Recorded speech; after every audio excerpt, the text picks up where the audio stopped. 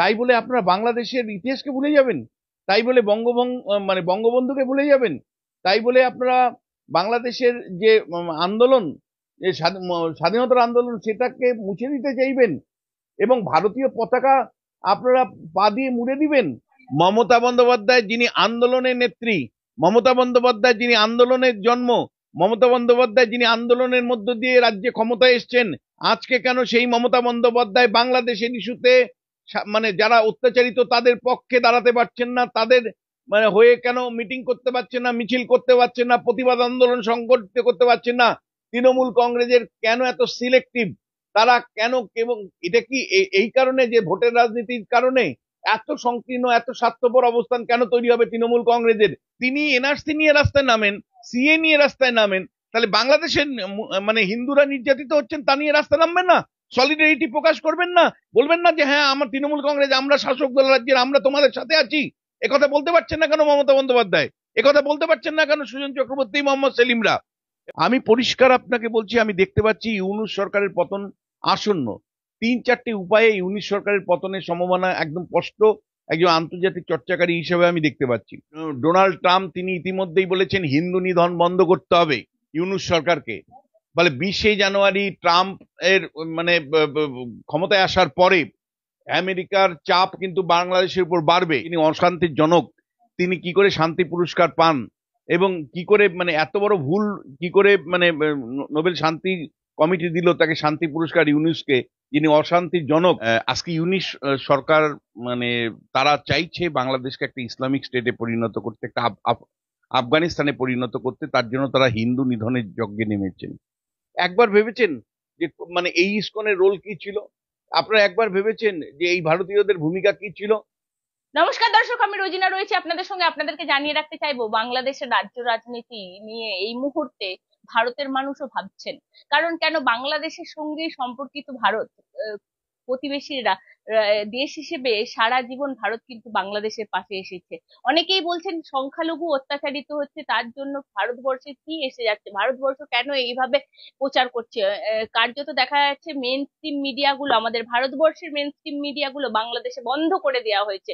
কারণ যাতে না তারা দেখতে পায় যে ভারতবর্ষের মানুষও উদ্বেগ প্রকাশ করছে, ভারতবর্ষের মানুষও রাস্তায় নামছে, ভারতবর্ষের মানুষও সংখ্যালঘুদের জন্য প্রতিবাদ করছে। কারণ যে সমাজের যেখানেই সংখ্যালঘুরা অত্যাচারিত হোক, একটা বিশিষ্ট সমাজের মানুষরা এবং সর্ব সমাজের মানুষরা এগিয়ে আসে। আমার সঙ্গে রয়েছেন রাজনৈতিক বিশ্লেষক বিশ্বনাথ চক্রবর্তী। উনি বলছেন ইউনূস সরকারের পতন সময়ের অপেক্ষা মাত্র, ইউনূস সরকারের পরিবর্তনও সময়ের অপেক্ষা মাত্র। কেন বলছেন স্যার এই কথা? দেখো মানে বাংলাদেশ যে জাতীয়তাবাদী ভাবনার দ্বারা পরিচালিত হয়ে মানে বাংলা ভাষাকে কেন্দ্র করে 71-এ বাংলাদেশ তৈরি হয়েছিল, সেই বাংলাদেশ তৈরিতে বহু মানুষের মানে লাখ লাখ মানুষের প্রাণের বিনিময়ে বাংলাদেশ তৈরি হয়েছিল। আজকে ইউনূস সরকার মানে তারা চাইছে বাংলাদেশকে একটা ইসলামিক স্টেটে পরিণত করতে, একটা আফগানিস্তানে পরিণত করতে। তার জন্য তারা হিন্দু নিধনের যজ্ঞে নেমেছেন। কিন্তু ইউনূস সরকার কি পারবে এই লাখ লাখ যে ভারতীয়রা, ভারতীয় সেনাবাহিনীর কার্যকর্তারা বা মানে সেনাবাহিনী কর্তারা, তারা যে প্রাণ দিয়েছে সেই প্রাণ ফিরিয়ে দিতে পারবে? আজকে আপনারা স্বার্থপরের মতন বাংলাদেশকে একটা ইসলামিক স্টেটে পরিণত করতে চাইছেন আন্তর্জাতিক ইসলামিক প্রজেক্ট হিসাবে, এবং আন্তর্জাতিক ইসলামিক শক্তির কাছে পদানত হয়ে আপনারা একটা স্বাধীন সার্বভৌম প্রজাতান্ত্রিক বাংলাদেশকে, ধর্মনিরপেক্ষ বাংলাদেশকে আপনারা ইসলামিক মৌলবাদী আফগানিস্তানের মতন একটা রাষ্ট্রে পরিণত করতে চাইছেন। পারবেন আপনারা? যে ভারতীয়রা আত্মত্যাগ করেছিল, যারা পরিবার বিসর্জন দিয়ে বাংলাদেশের মুক্তিযুদ্ধে অংশ নিয়েছিল, যে লক্ষ লক্ষ ভারতীয়র মৃত্যুর বিনিময়ে, সেনা কর্মীদের মৃত্যুর বিনিময়ে আপনারা আজকে বাংলাদেশ স্বাধীনতা পেয়েছেন, সেই মানে সেই প্রাণগুলো ফিরিয়ে দিতে পারবেন? পারবেন? ইন্দিরা গান্ধী যে উদ্যোগ নিয়ে বলা যায় আন্তর্জাতিক শক্তির কাছে কোন রকম পদানত না হয়ে, এমনকি আমেরিকার মতন শক্তির কাছে পদানত না হয়ে যেভাবে ভারতীয় সেনাবাহিনীকে সামনে রেখে লড়াই করেছিল, সেটা পারবেন আপনারা ফিরিয়ে দিতে? সেই লড়াই, সেই সাহস পারবেন আপনারা? যারা মানে বাংলাদেশের মৌলবাদীরা এখন তাণ্ডব চালাচ্ছেন, যে সেই সময় কলকাতা শহরের বুদ্ধিজীবী থেকে শুরু করে সাধারণ নাগরিকরা যেভাবে বাংলাদেশের মুক্তিযুদ্ধের সময় ঝাঁপিয়ে পড়েছিল, তাদের ওই আত্মত্যাগ, ওই তিতিক্ষা আপনারা ফিরিয়ে দিতে পারবেন? আপনারা কিছু মানুষ নিশ্চয়ই আওয়ামী লীগের স্বেচ্ছাচারী সরকারের বিরুদ্ধে সোচ্চার ছিলেন।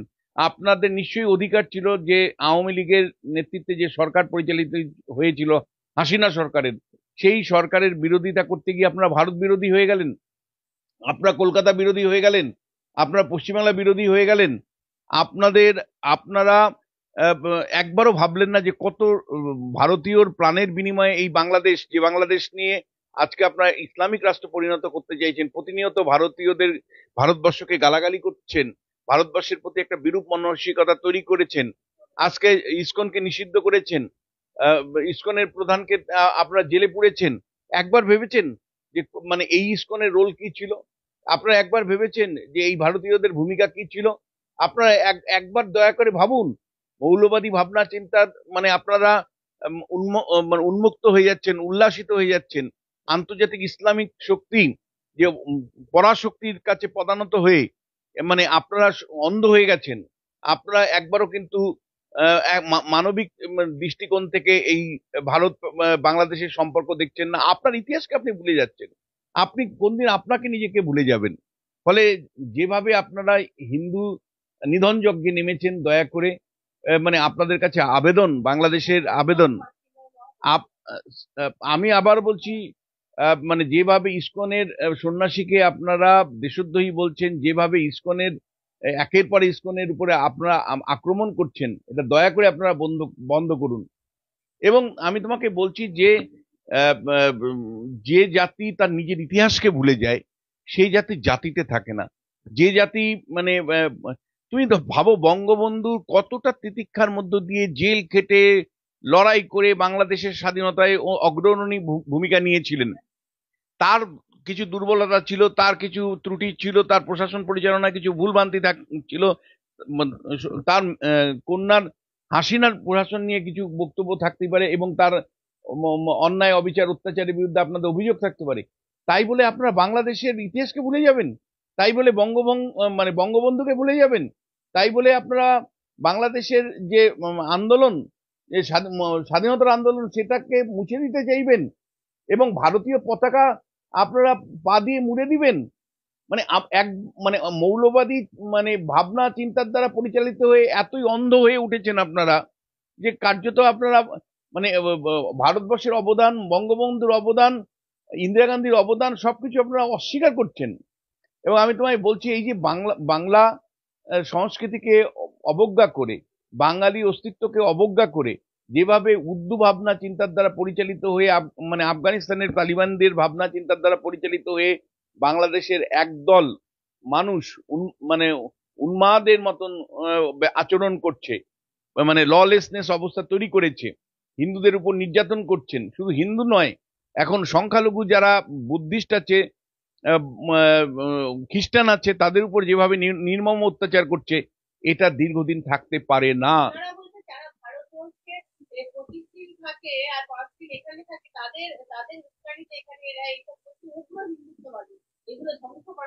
দেখো, আমরা বুঝতে পারি যে এই ইনারা যে কথাবার্তাগুলো বলছেন, মানে যে মৌলবাদী শক্তি বাংলাদেশে এখন তার ইতিহাসকে অস্বীকার করছে, বাঙালি ইতিহাসকে অস্বীকার করছে, বাংলাদেশের স্বাধীনতা আন্দোলনকে অস্বীকার করছে, বঙ্গবন্ধুকে অস্বীকার করছে, ভারতবর্ষকে অস্বীকার করছে, তারা আসলে আন্তর্জাতিক মৌলবাদের শক্তির কাছে বিক্রি হয়ে গেছে। আন্তর্জাতিক ফান্ডামেন্টালিস্ট যারা ইসলামিক ফান্ডামেন্টালিস্ট জিহাদি গোষ্ঠীগুলো, তাদের কাছে ওরা বিক্রি হয়ে গেছে। ফলে মানে অন্ধ অবস্থায়, কিন্তু এই সংখ্যাটা আমি মনে করি না যে বাংলাদেশের শেষ পর্যন্ত জয়ী হবে। তুমি বলছিলে না যে কেন ইউনিশ সরকারের পতন আপনি দেখতে পাচ্ছেন? আমি পরিষ্কার দেখতে পাচ্ছি, আমি পরিষ্কার আপনাকে বলছি, আমি দেখতে পাচ্ছি ইউনুস সরকারের পতন আসন্ন। 3-4টি উপায়ে ইউনিশ সরকারের পতনের সম্ভাবনা একদম স্পষ্ট, একজন আন্তর্জাতিক চর্চাকারী হিসেবে আমি দেখতে পাচ্ছি। প্রথম যেটা আমি দেখতে পাচ্ছি সেটা হলো যে বাংলাদেশে যে শক্তিটা এখনো গণতান্ত্রিক শক্তি বলে মনে করি আমি, এখনো বিএনপি যে অংশটা গণতান্ত্রিক উপায়ে বাংলাদেশে সরকার চালাতে চায়, আওয়ামী লীগের যে অংশটা যারা অত্যাচারী নয়, মানে শান্তিপূর্ণ উপায়ে ক্ষমতা পরিবর্তনের কথা ভাবে, এবং কবি, সাহিত্যিক, শিল্পী সাহিত্যিক এবং শিক্ষিত সমাজের একটা অংশ যারা এখনো মৌলবাদীদের ছায়া মারায় না, তারা কিন্তু আমি বলছি একটা সময় গিয়ে কিন্তু এই পুতুল সরকারকে, মানে যাকে কেন মানে নোবেল শান্তি কমিটি শান্তি পুরস্কার দিয়েছেন, যিনি অশান্তির জনক, তিনি কি করে শান্তি পুরস্কার পান এবং কি করে মানে এত বড় ভুল কি করে মানে নোবেল শান্তি কমিটি দিল তাকে শান্তি পুরস্কার ইউনুসকে, যিনি অশান্তির জনক। ফলে এই অশান্তির জনক এই পুতুলকে আমি নিশ্চিত বাংলাদেশের প্রগতিশীল শক্তি অবশ্যই ছুঁড়ে ফেলে দিবে।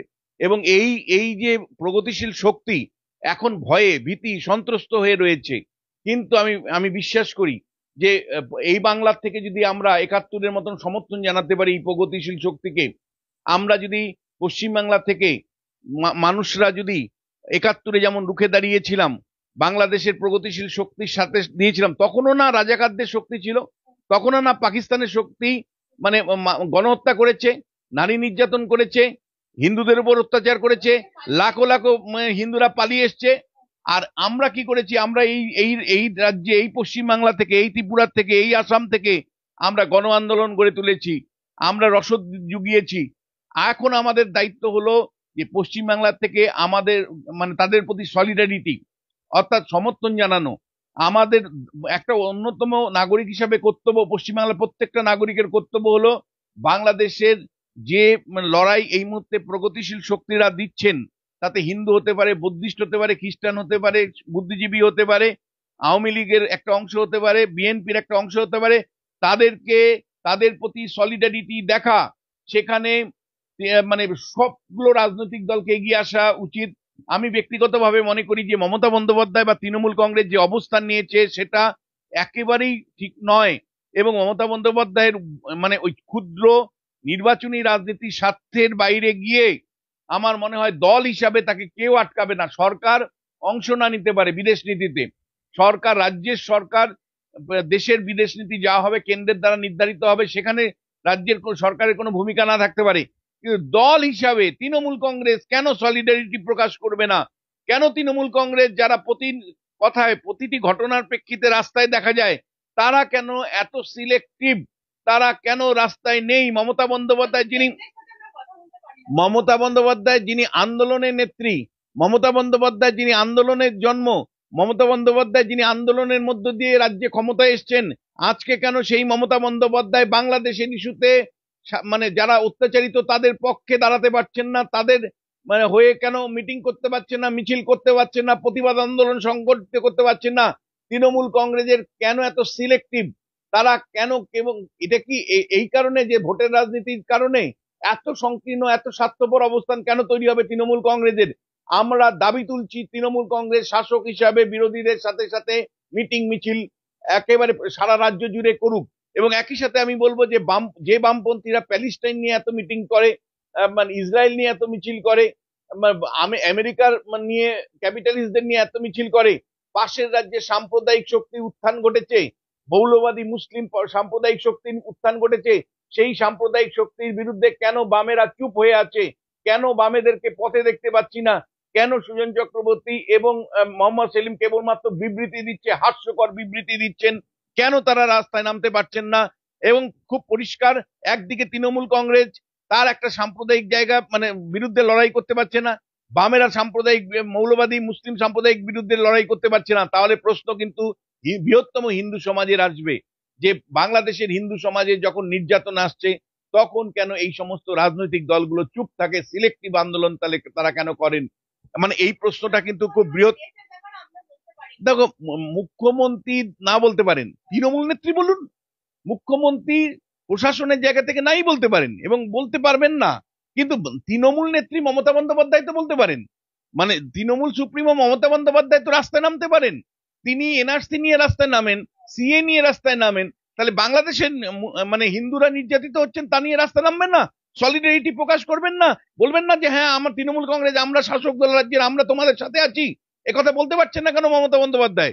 একথা বলতে পারছেন না কেন সুজন চক্রবর্তী, মোহাম্মদ সেলিমরা? এবং একই সাথে তোমাকে আমি বলি যে মানে আমাদের বুদ্ধিজীবীদেরাও কিন্তু খুব সিলেক্টিভ। যে বুদ্ধিজীবীরা আমেরিকার প্রশ্নে, প্যালেস্টাইনের প্রশ্নে, নানা ইস্যুতে দেখি, আন্তর্জাতিক ইস্যুতে তারা মিটিং মিছিল সংগঠিত করেন, সেই ইসরায়েলের প্রশ্নে সেই বুদ্ধিজীবীরা কোথায়? সেই বুদ্ধিজীবীদেরকে তো আমি দেখতে পাচ্ছি না রাস্তায় নেমে তারা প্রতিবাদ করতে, যে বাংলাদেশের নির্যাতন যেটা হচ্ছে মানবতা বিরোধী নির্যাতন, সেখানে সংখ্যালঘু মানুষরা নির্যাতিত হচ্ছেন, কেন তারা রাস্তায় নামতে পারছেন না? বুদ্ধিজীবী, সাহিত্যিক, কবি, সিনেমা আর্টিস্ট তারা কোথায়? মানে তারা কেন সিলেক্টিভ? ও সেখানে মানে সেখানকার মানে সংখ্যালঘুরা হিন্দু সেই কারণে? এই প্রশ্নটা কিন্তু খুব বড় করে ক্রমশ আসছে। এবং আমি বলছি এই মানে একই সাথে জেলায়, যে জেলাগুলোতে সংখ্যালঘুদের সংখ্যা বেশি, মানে সারা পৃথিবীর সংখ্যালঘু এক হওয়া উচিত বলে আমি মনে করি। কেন মুর্শিদাবাদের সংখ্যালঘুরা মিছিল করছেন না? কেন মুর্শিদাবাদের সংখ্যালঘুরা বলতে পারছেন না যে বাংলাদেশের সংখ্যালঘুরা অত্যাচারিত, আমাদের আমরা তার বিরুদ্ধে মিছিল করছি? কেন মালদার সংখ্যালঘুরা মিছিল করতে পারছেন না? কেন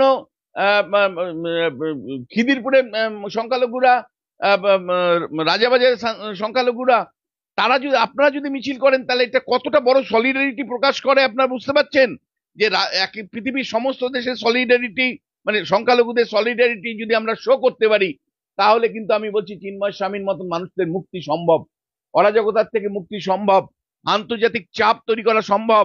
ফলে যে জেলাগুলোতে, সেটা হাওড়ার উলুবেড়িয়া হতে পারে, সেটা বীরভূমের মুসলিম সমাজ হতে পারে, মালদা হতে পারে, উত্তর দিনাজপুর হতে পারে, মুর্শিদাবাদ হতে পারে, দক্ষিণ চব্বিশ পরগনা বিস্তীর্ণ অঞ্চল হতে পারে, খিদিরপুর হতে পারে, রাজাবাজার হতে পারে, আপনারা যারা সংখ্যালঘু, দেশের সংখ্যালঘু, আপনারা নিশ্চয়ই সংখ্যালঘু নিরাপত্তার প্রশ্নটাকে সবসময় বোঝেন, আপনারা কেন মিছিল করছেন না?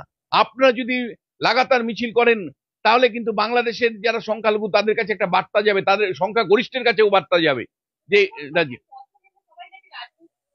আমি আবারও বলছি যে মানে শাসক দলের অবস্থানটা অত্যন্ত স্বার্থপরের মতন।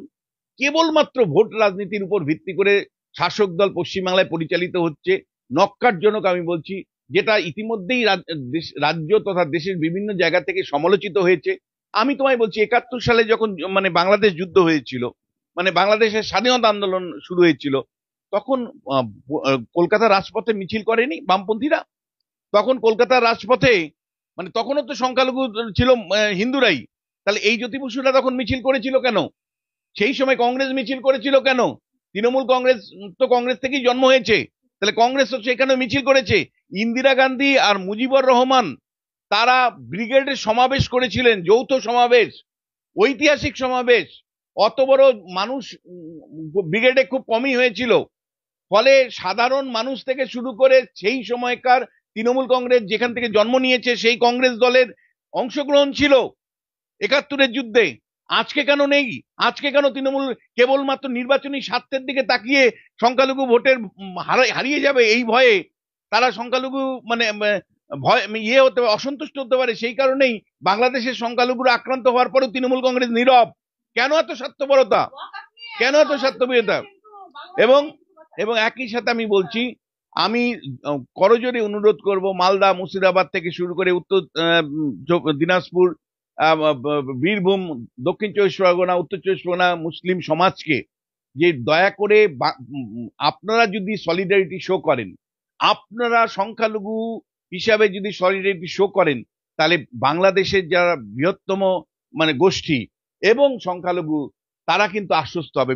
বৃহত্তম গোষ্ঠী চাপে পড়বে, আর বাংলাদেশের যারা মানে হিন্দু তারা কিন্তু মনে করবে যে দেখো সারা পৃথিবীর সংখ্যালঘুরা ঐক্যবদ্ধ ভাবে আমাদের বাঁচানোর জন্য লড়াই করছে।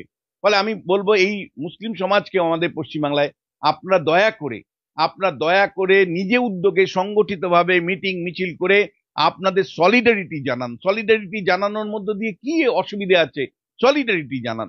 এবং এটা কিন্তু একটু ভাবার এখন বিষয়। আমি তোমাদের বলবো যে যেভাবে তৃণমূল কংগ্রেস নীরব হয়ে আছেন, মানে এটা কিন্তু খুব ভালো বার্তা যাচ্ছে না।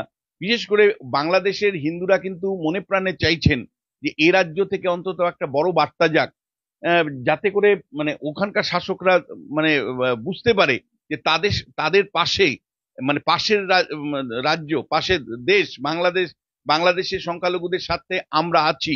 এই বার্তাটা 71-এর যুদ্ধের সময় আমরা দিতে পেরেছিলাম, বাংলাদেশের মুক্তি আন্দোলনের সময় নির্যাতিত লোকের পাশে আমরা দাঁড়িয়েছিলাম। আজকে আমরা কেন পশ্চিমবাংলার মানুষ এত স্বার্থপর হব? আমার প্রশ্ন, কেন আমরা এত স্বার্থপর হব? এবং তোমাকে আমি বলছি যে বাংলাদেশের যে রাজনৈতিক পরিস্থিতি তৈরি হয়েছে সেই রাজনৈতিক পরিস্থিতির দ্বিতীয় পরিবর্তনের উপায় কি? দ্বিতীয় উপায় হলো, আমি তোমায় বলছি, ইতিমধ্যেই ভারতবর্ষের পার্লামেন্ট, ব্রিটিশ পার্লামেন্ট, তারা তাদের অ্যাঙ্গুইশ বা ক্ষোভ প্রকাশ করেছে, ব্রিটিশ পার্লামেন্ট করেছে। আমেরিকার যিনি প্রেসিডেন্ট হিসাবে 20শে জানুয়ারি দায়িত্ব নেবেন, সেই ডোনাল্ড ট্রাম্প, তিনি ইতিমধ্যেই বলেছেন হিন্দু নিধন বন্ধ করতে হবে ইউনূস সরকারকে। বলে 20শে জানুয়ারি ট্রাম্প এর মানে ক্ষমতায় আসার পরে আমেরিকার চাপ কিন্তু বাংলাদেশের উপর বাড়বে, ইউরোপিয়ান ইউনিয়নের চাপ বাড়বে, বাংলাদেশের সংখ্যালঘুদের যে নির্যাতন, এই প্রশ্নে আন্তর্জাতিক যে সংগঠনগুলো আছে তারাও কিন্তু ইতিমধ্যেই চাপ দিতে শুরু করেছে। ইন্টারন্যাশনাল যে হিউম্যান রাইটস কমিশন থেকে শুরু করে বা যে বিভিন্ন ধরনের মাইনরিটি যে বিভিন্ন সংগঠনগুলো আছে, তারাও কিন্তু ইতিমধ্যেই আন্তর্জাতিক স্তর থেকে চাপ দিতে শুরু করেছে। আমাদের ভারতবর্ষে যদি সেরকম হয়, বাংলাদেশের, দেখো, আমরা অস্ত্র নিয়ে যুদ্ধের বিপক্ষে, কিন্তু আমরা তাদের প্রয়োজনে অর্থনৈতিক অবরোধ করব। আমেরিকা যদি বিভিন্ন দেশে অর্থনৈতিক স্যাংশন করতে পারে, তাহলে আমরা করব না কেন? আমরা ইতিমধ্যেই গণ আন্দোলনের মধ্য দিয়ে, তুমি জানো যে ত্রিপুরা সীমান্ত বন্ধ করে দিয়েছে। তাহলে আমরা বলবো যে বিজেপি যে গণ আন্দোলন করছে, শুভেন্দু অধিকারীদেরকে বলবো যে পেট্রাপোলে এমন গণ আন্দোলন গড়ে তুলুন, যেটা আপনারা দাবি করেছেন। সেই সোমবার আপনারা দাবি করেছেন যে আপনারা মানে ইম্পোর্ট এক্সপোর্ট বন্ধ করে দিবেন। সেই রকম গণপ্রতিরোধ গড়ে তুলতে পারেন কিনা আমরা দেখব, এবং গণপ্রতিরোধ গড়ে তুলে দিয়ে বাংলাদেশকে বুঝিয়ে দিতে হবে যে অর্থনৈতিক স্যাংশন প্রয়োজনে ইম্পোজ করতে হবে ভারত সরকারকে। আমরা নিশ্চয়ই আজকে 2024 সালে যুদ্ধ সরাসরি ঘোষণা করতে পারবো না, কিন্তু যদি এর একটা বিরাট সংখ্যক মানুষকে যদি নির্যাতন মানে শিকারে হতে হয়, নির্যাতিত হতে হয়, তাহলে সেই মানে দেশের মানে মানবতার প্রশ্নে, মানবতা রক্ষার প্রশ্নে, ধর্ম গুলি মারো, মানবতা রক্ষার প্রশ্নে, মানুষগুলো রক্ষার প্রশ্নে কিন্তু ভারত সরকারকে কঠোর থেকে কঠোরতম ব্যবস্থা নিতে হবে। প্রয়োজনে অর্থনৈতিক অবরোধের কথা ভাবতে হবে, আন্তর্জাতিক ক্ষেত্রে ইউনাইটেড নেশনের দ্বারস্থ হতে হবে, জেনারেল অ্যাসেম্বলিতে এইটা যাতে ওঠে, এবং জেনারেল অ্যাসেম্বলি থেকে শুরু করে হিউম্যান রাইটস এর যে কমিশন আছে থেকে শুরু করে যতগুলো সমস্ত আন্তর্জাতিক ফোরাম আছে, সেখানে ভারতবর্ষের ডিপ্লোমেসি কিন্তু আমার চোখে এখনো ধরা পড়ছে না। স্ট্রংলি ডিপ্লোম্যাটিক মানে এনগেজমেন্ট রেখে বাংলাদেশের ইউনূস সরকারের পরিবর্তনটা করতে হবে। এবং আমি ব্যক্তিগতভাবে মনে করি যে আন্তর্জাতিক চাপে ইউনিস অন্ততপক্ষে খুল্লা যে উল্লাস এখন করছে, মানে মানে মানে সংখ্যালঘু নিধন করছে, আর হ্যাঁ, উন্মত্ত একটা অবস্থা দেখছি। এই উন্মত্ত অবস্থা কিন্তু আর বেশি দিন থাকবে না আন্তর্জাতিক চাপের ক্ষেত্রে। এবং থার্ড এবং লাস্ট যে বিষয়টা আমার বারবার মনে হচ্ছে, যে দেখো, আমি নিশ্চিত যে বাংলাদেশে কিন্তু বারবার সামরিক অভ্যুত্থান ঘটেছে। ইউনূস সরকার যেভাবে মানে পরিচালিত হচ্ছে, তাতে কিন্তু কেউ খুশি নয়। আমি তোমায় বলছি, মৌলবাদীদের ওই জামাতের সাথে সাথে কিছু মানে মৌলবাদী আউটফিট ছাড়া বাদ বাকি কেউই কিন্তু খুশি নয়। কিন্তু মানে ভয়ে সন্ত্রস্ত হয়ে এখন তারা চুপ হয়ে আছেন। আমার ব্যক্তিগত অ্যাসেসমেন্ট যে গতকালও আমি দেখলাম একজন প্রাক্তন ব্রিগেডিয়ার মুখ খুলেছেন। আমার ধারণা যে বাংলাদেশের আর্মি যেমন একাধিকবার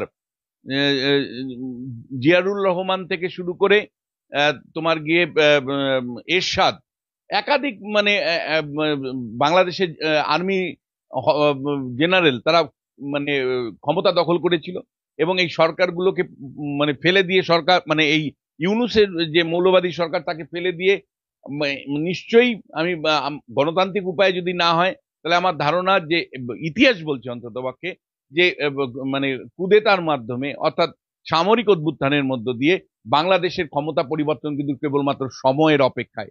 কিন্তু দিনের শেষে আবারও তোমাকে এইটা বলে শেষ করব যে এই মানে যখন প্রতিবেশী রাষ্ট্রের সংখ্যালঘুরা আক্রান্ত, তখন আমাদের রাজনৈতিক দলগুলো এত স্বার্থপর না হলেই ভালো। বিশেষ করে আমি রাজ্যের শাসক দলকে বলবো, ভোট আসবে, ভোট যাবে, কিন্তু মানুষের সাথে যদি আপনি না থাকেন, তাহলে বলতে হবে আপনি নিষ্ঠুর শাসক।